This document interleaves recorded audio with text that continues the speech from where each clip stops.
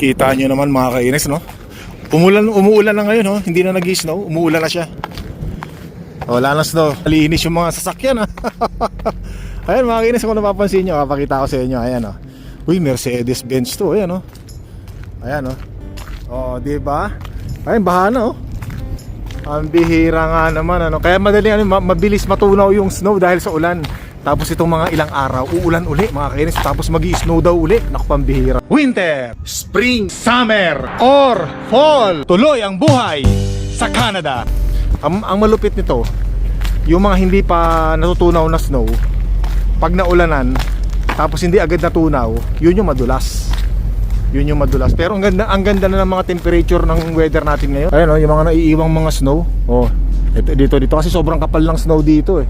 Pero tingnan nyo naman yung paligid natin, no? Oh, diba? Naku po, Panginoon. Tara, uwi na tayong bahay. Excited tayo mga kainis. Ay, salamat Panginoon. Ganito yung sinasabi ko pagka hindi natunaw yung snow mga kainis. Natapos umulan. Ayan, no? Ganyan ang mangyayari. Madulas yan, no? Nako. Ay, salamat sa Panginoon. Nakauwi na tayo. Sarap magpahinga nito. Yung pakuya-kuya-koy. Walang ka-pressure gawa ng walang pasok bukas. Sensya na kayo mga kainis. Ganyan talaga pagka excited, eh. Paulit-ulit. Yan. Yung tawang demonyong hinayupak, you know? Teka muna, tingnan ko muna yung mga dinadaanan ko. Baka mamaya ay madulas tayo rito. Nako po. Aha. Ito. Uy, tubig na. Yan. Ay, salamat. Mahirap yung nagbablog tayo. Baka madulas tayo. Talsik pati sa cellphone natin. Pati uhog ng sipon ko, tumalsik din. Oh my God, yung gasolina, oh, tumataas na mga kainis, ano? $1.64 na, oh. Noong nakaraan, 150 lang yan, eh.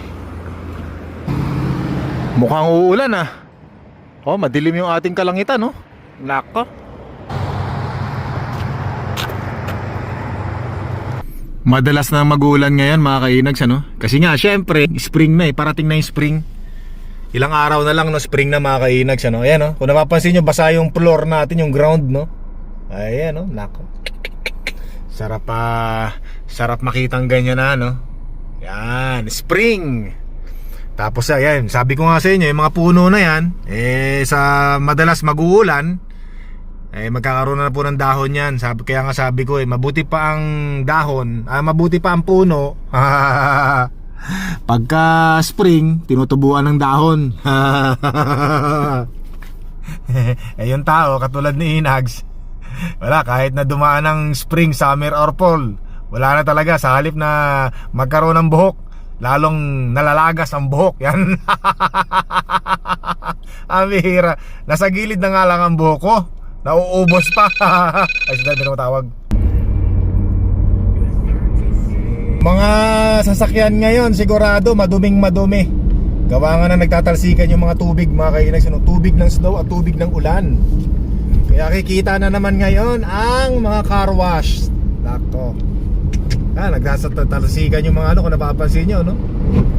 Talsikan yung mga sabaw ng tubig. Order muna tayo ng AMW mga kainis, no? Can I get a 2 chubby chicken burger? Chubby? No buns, just lettuce. You wanted this wrap?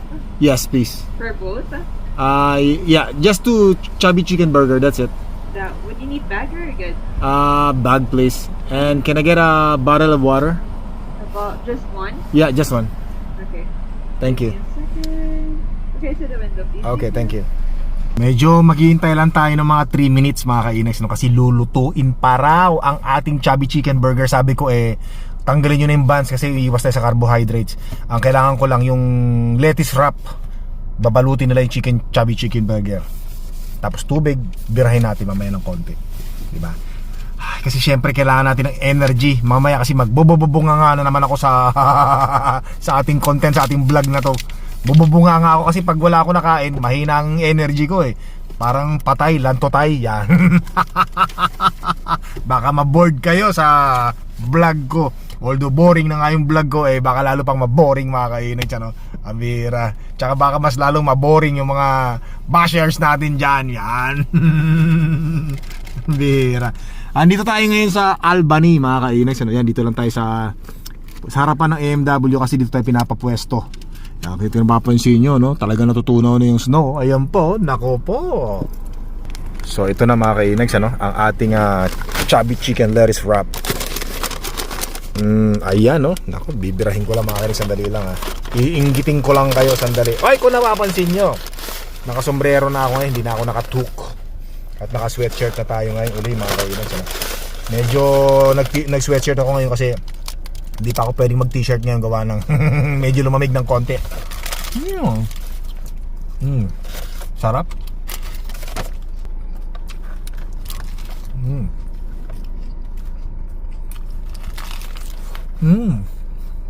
Sarap.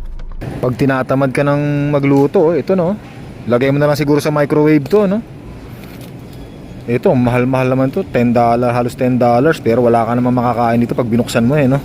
Maganda lang tingnan, maganda lang sa pandinig, pero pagka binuksan mo, ito $25, 1,000 pesos na sa Pilipinas, oh.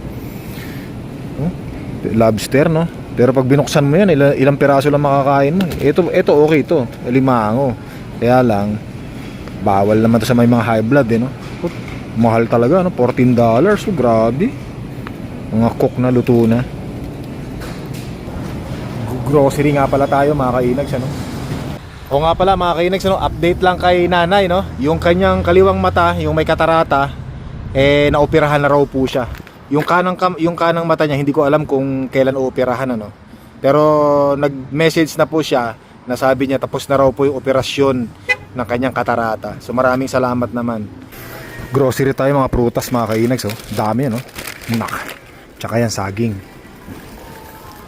Tsaka o nga pala mga kainags, ano, habang tumatagal, habang araw-araw ay nanonood ako nung pag-aayos nung shingle sa bubong ng bahay, abay marami ako natututunan. So marami palang klaseng pako na size ang kailangan natin doon. Merong isang 1 inch na pako, tapos merong isang 1.5 na pako. Kala ko dati isang sukat lang na pako ang kailangan, hindi pala.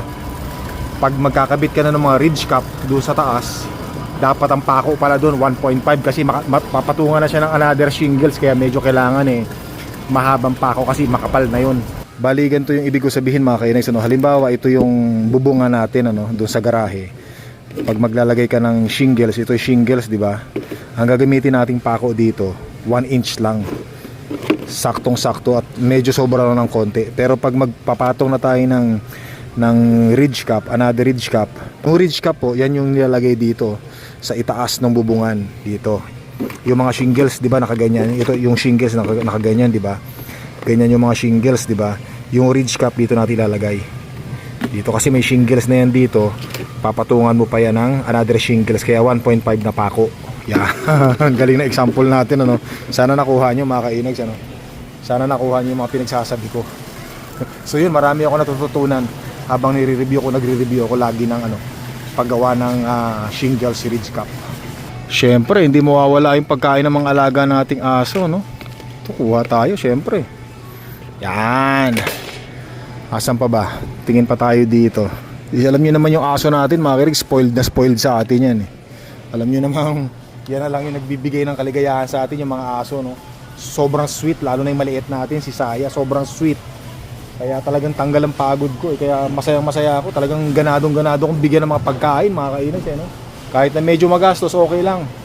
Yung pagmamahal, yung ligayang nararamdaman natin, walang kabayaran yan. Hanap muna tayo rito. Ito. Kuna natin sila. Yan. Sabi ko nga po sa nanay ko, abay nanay, magpagaling ka ha. Pagaling ka agad sa mga mata mo kasi hindi mo mapapanood yung mga videos ni Inag, yung mga vlogs ko, kasi araw-araw po nanonood yung nanay ko sa mga vlogs natin, ano. Sa ibig sabihin, pagka nag-upload tayo, talaga nanonood lagi yan. Talagang daw siya, sobrang sayang-saya niya pagka nakikita niya yung mga anak niya. O diba, syempre doon na lang tayo nakikita ng nanay ko sa mga vlogs na ina-upload natin, kaya sobrang saya niya. So nanay, pagaling ka ha, para mapanood mo pa yung mga vlogs ko. Ito mga kainags, ano ba to? Olive oil. Pero ito sabi nila, hindi olive oil to. Ito avocado daw mga kainags, ano. Itong avocado daw, maganda raw to. Palaman sa tinapay. Kasi ni-research ko yan Okay raw to sa mga naglo-low carb. Ano kasi ito mga kainags, ano, wala siyang sugar, zero sugar. Kaya lang, mataas yung kanyang sodium. Pero importante kasi ano tayo ngayon, low carb, ano tayo. Ay, dalawa na pala nakuha ko. Bihira. Isa lang pala. Coffee naman tayo mga kainags sa kape. Yan, dito tayo sa kape. Nanood ako ng ng Spot Pinoy. Meron ako natutunan mga kainags, ano, kasi merong isang nag-comment doon, nagtatrabaho yata sa Starbucks. So kapag ang pinili mo raw na kape ay yung bold coffee, yung sobrang lutong-lutong kape, mas konti daw yung caffeine noon kaysa daw sa mga yung tawag yung medium, at saka yung isa yung mas mababa pa sa medium, matataas daw ang caffeine noon kasi caffeine parang hindi pa raw siya masyadong naluto. Hindi katulad nung bold, yung talagang parang maitim siya, lutong-luto na, nabawasan na raw yung caffeine niya, kaya daw kahit marami ang ilagay mong kape, pag nagluto ka, okay lang daw yung caffeine niya. Tsaka mabango raw siya. So yun ang bibiling ko ngayon. Oh, sorry. Salita ako ng salita. May tao pala sa likod. Ito mga decaf to, no? Ayoko naman ng decaf. Hindi ko gusto yan. Ito, ano ba to? Ayan, no? Ito mild. Masyadong mataas daw ang caffeine yan mga kainags, no? Kasi parang hilaw pa siya. So dapat ang kunin daw natin yung dark na bold. Ito medium, malakas din daw yan sa caffeine. Katulad nito, yan, ito, ganto, ito to. Nabob, bold, ganyan daw mas maganda. Tapos kung napapansin nyo siya, 1, 2, 3, 4, 5, talagang sobrang lutong-luto, ano? Oh, kumpara rito, ang luto niya lang, 4 lang hanggang 4. Ito naman, 3 lang ang luto niya, 1, 2, 3. Okay, nakikita nyo ba? Hindi katulad to, 5, lutong-luto, bold, yan nakalagay bold, kunin natin yan. May ng konti, hanap po na tayo ng iba. Pag naghahanap na ako ng mga makakain ngayon mga kainags, tinitignan ko yung sugar, kung mataas ba. Pag sobrang taas, hindi ko na kinukuha. Katulad dito, maganda to. Tingnan nyo mga kainags, yan ang nakalagay dito, no artificial sweeteners. Tapos yung sugar level nya, nasaan ba yun? Nasa lang, ayan 6 gram mga kainags, kaya kumuha na ako nito ng dalawa kasi yung ibang mga yogurt nasa 11 gram, 12 gram. Katulad tong Activia mga kainags, tingnan nyo kung gaano kataas yung sugar level nya, ayan, sugars nya 9 gram. Medyo mababa pang actually, hindi ko alam kung mababa na yun, pero meron dito nasa 12 gram, ganun. Ito sugar level nya yan, ito 8 gram. Yan, pagka nagiging aware na ako sa mga kinakain ko ngayon, dahil nga naglo-low carb tayo, sugar siya mga 9 gram, mahirap nang magkaroon ng uli. Ayoko na magkaroon uli ng gout, mahirap. Alam niyo naman yung sugar, kalaban natin yan. Pati yan, zero sugar mga kainags, lahat strict, hindi naman strict, at least low, or kung hanggat maaari walang sugar, zero sugar.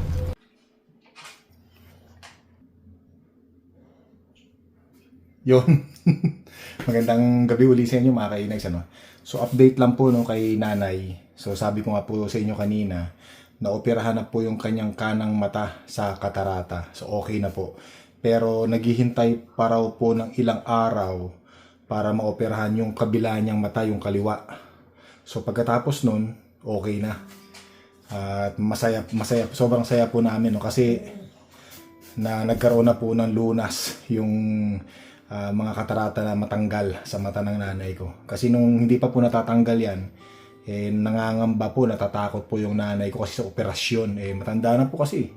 Kaya natatakot po siya. Pero ngayon, kahit papaano, nakaraos na. Kasi talagang pinupush namin yung nanay ko nanay namin, kami mga magkakapatid. Pinupush na talaga namin ang nanay ko na wag mo nang patagalin nanay na patanggal yung katarata mo. Habang maliit pa, habang hindi pa malala, habang hindi pa ganun kalaki ang gastusin, patanggal mo na ngayon yan. So doon po sa mga hindi nakakaalam, nag-share po kami ng kaming magkakapatid para sa pagpapa-opera po ng aking nung sa katarata nung nanay ko. Kaya yung kanang mata niya natanggal na raw yung katarata, which is okay, good sign na po, pero meron pang isa dito sa kaliwa. So 3 days from now, kung di ako nagkakamali, yun, so operahan din yung kaliwa. So, sobrang saya lang namin kasi nandoon na eh. Kumbaga, nakasalang na eh. Diba? Hindi katulad dati. Nung wala pa, puro plano pa lang. Kaya nung umuwi po ako sa Pilipinas, talagang pinush ko ang nanay ko. Talagang, tuloy mo na yan. Huwag nang atras sulong. Kasi may mga kasama siya na nag-back out, nag-cancel. Kasi syempre, yung iba walang budget. Yung iba naman, hindi muna tinuloy. Na humuhugot muna ng 10,000 lakas siguro. Ganun, kaya sabi ko sa nanay ko, nanay, kahit mag-isa ka na lang. Although meron naman pong kasamang nanay ko na matagal na naming family friend talagang mapagkakatiwalaan po. Siya po yung kasama ng nanay ko sa Pampanga. Nag-aalaga sa nanay ko, nagbabantay sa nanay ko, kasama niya sa pagpunta doon. Mahigit halos 2 linggo po silang magi-stay sa Pampanga. Parang meron yata silang tutuluyan doon. So medyo malaki po yung budget na kinailangan para doon kasi sa may bahay yata silang titirahan. May bahay silang titirahan eh. Parang package niya yata kung di ako nagkakamali. Pero yun nga po, sabi ko sa inyo, nag-share po kami mga magkakapatid para sa nanay namin. So tapos bibigyan niya na lang yung aming yung kasama niya. Bibigyan niya na lang ng syempre, 'di ba? Kasi siya yung nag-assist sa nanay ko. So yun, sobrang saya kasi syempre pagka maganda na uli yung paningin ng nanay ko, syempre. Iba na yung kanyang pakiramdam, mas masigla na siya. Kasi 'di ba? Wala na siyang inaalala. Yung kanyang paningin ay siguro ay mas magi-improve yung kanyang vision. So yun lang mga kainis. In-update ko lang kayo kasi lagi kong binabanggit sa vlog ko yan na merong katarata si nanay ko. So maraming salamat po. Yan. So syempre, alam nyo mga kainis, meron akong guilty o guilt na nararamdaman kasi syempre bilang isang anak no. Tapos yung nanay ko, matanda na yun eh. Di ba? Nagigilt. Siguro kami rin, ng mga magkakapatid kami, nagigilt kami. Pero ako talaga nagigilt ako kasi mas gusto ko sanang ako yung kasama ng nanay ko kung nandoon sana ako sa Pilipinas, Siyempre, nanay ko yun eh. Yun nga, matanda na. Siyempre, yung mga nanay natin, yung mga magulang natin na yan, pag may mga ganyang karamdaman o ganyang operasyon, mas gusto nilang kasama yung mga anak nila. Doon sa mga anak nila, sila kumukuha ng lakas ng loob.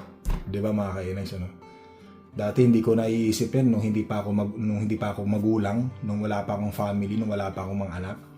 Hindi ko naiisip dati yan eh. Pero nung nagkaedad na tayo, nung nagkaroon na tayo ng family, yung pinagdadaanan na natin yung buhay ng isang magulang, ng isang parent, doon mo lang marirealize talaga. So kaya napakaswerte ko kasi buhay pa yung nanay ko, kaya naipapakita ko sa kanya at naipaparamdam ko sa kanya, nasasabi ko sa kanya yung lahat ng gusto kong sabihin sa kanya. Nanay, mahal kita. Nanay, sige, para sa iyo. So napakaswerte ko dahil nabanggit ko pa sa kanya, nasabi ko pa sa kanya at naipaparamdam ko pa sa kanya yung pagmamahal ng isang anak. 'Di ba? Yung binabalik natin yung pagmamahal, yung sukli na ibinigay sa atin ng ating mga nanay at ng ating mga tatay nung tayo maliliit pa. Anak ng tipaklong naman. Nagdadrama na naman ako rito. Pambira. Hindi mga kainis, nadala lang ako. Yan. So nanay, tandaan mo, mahal na mahal ka namin ng magkakapatid. Magpagaling ka at para makapanood ka ng mga vlog ko ulit, ha? At huwag kang mag-alala nanay. Siyempre, alam mo naman, buwan-buwan, sustentado ka kay Inag yan.